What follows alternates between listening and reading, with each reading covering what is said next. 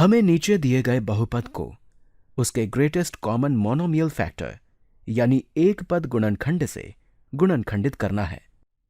तो यहां हमारे पास ये दो पद हैं और हमें इनका ग्रेटेस्ट कॉमन मोनोमियल फैक्टर ज्ञात करना है।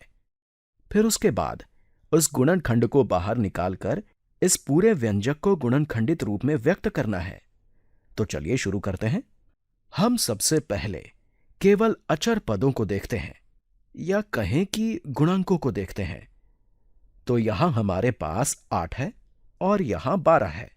8 और 12 का ग्रेटेस्ट कॉमन फैक्टर क्या होगा? What will be the GCF of 8 and 12? इन दोनों संख्याओं के बीच काफी सारे सारो गुणनखंड हैं।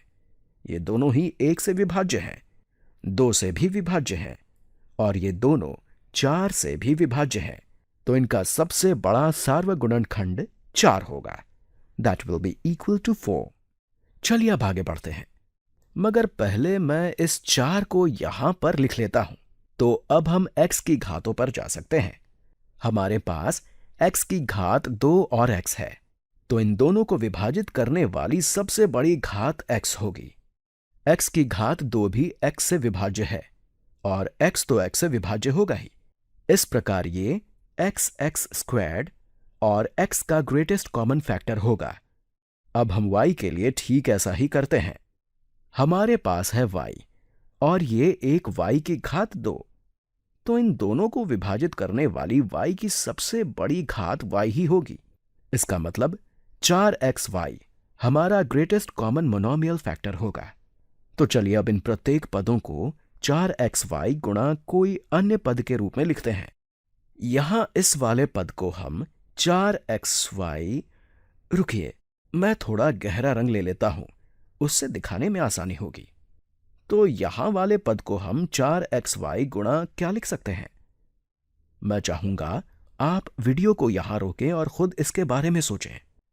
4 गुणा 2 करने से हमें 8 मिलेगा। x गुणा x से हमें x की घात 2 मिलेगा और यहां पर y तो ऐसा ही रहेगा। मैं इसे ठीक से लिख लेता हूं। यह पहला वाला पद हो जाएगा 4xy गुणा 2x। हम इसे पुनः जांच भी सकते हैं। 4 गुणा 2 होगा 8, x गुणा x होगा x स्क्वायर्ड और आखिर में यहां केवल y है। चलिए अब दूसरे पद के साथ भी यही करते हैं। मैं ऐसा इसलिए कह रहा हूं क्योंकि मैं आपको दिखाना चाहता हूं कि ये इन दोनों पदों का ग्रेटेस्ट कॉमन मोनोमियल फैक्टर है। तो अब दूसरे को देखते हैं। इसको मैं नीले से चिन्हित कर लेता हूं। मैं इसे 4xy गुणा कोई अन्य एक पद के गुणनफल के रूप में लिखना चाहता हूं। जैसा कि आप जानते हैं 4 गुणा 3 बराबर होता है 12। x गुणा 1 से हमें मिलेगा x और अंत में y गुणा y हमें देगा y स्क्वायर्ड। आप इसे भी जांच सकते हैं। अगर आप इन दोनों को गुणा करें तो आपको यही मिलेगा।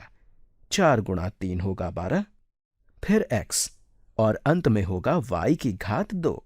तो हमने यहां इन दोनों दिए गए पदों को गुणनखंडित कर उन्हें उनके ग्रेटेस्ट कॉमन मोनोमियल फैक्टर और कोई और पद के गुणनफल के रूप में व्यक्त किया है। अब हम 4xy को गुणनखंडन के द्वारा बाहर निकाल सकते हैं। आप ऐसा भी कह सकते हैं कि अब हम 4xy को अवतरित कर रहे हैं। ये बराबर हो जाएगा 4xy गुणा 2x जमा, जब मैं इसे गुणनखंडित करता हूं तो मुझे एक 3y मिलता है और ये हो गया। आप इसे जांच भी सकते हैं। जब आप 4xy को 2x से गुणा करते हैं तो आपको 8x स्क्वायर y मिलता है और जब आप 4xy को 3y से गुणा करते हैं तो आपको मिलेगा 12xy। अपने उत्तर को यहां लिख लेते हैं।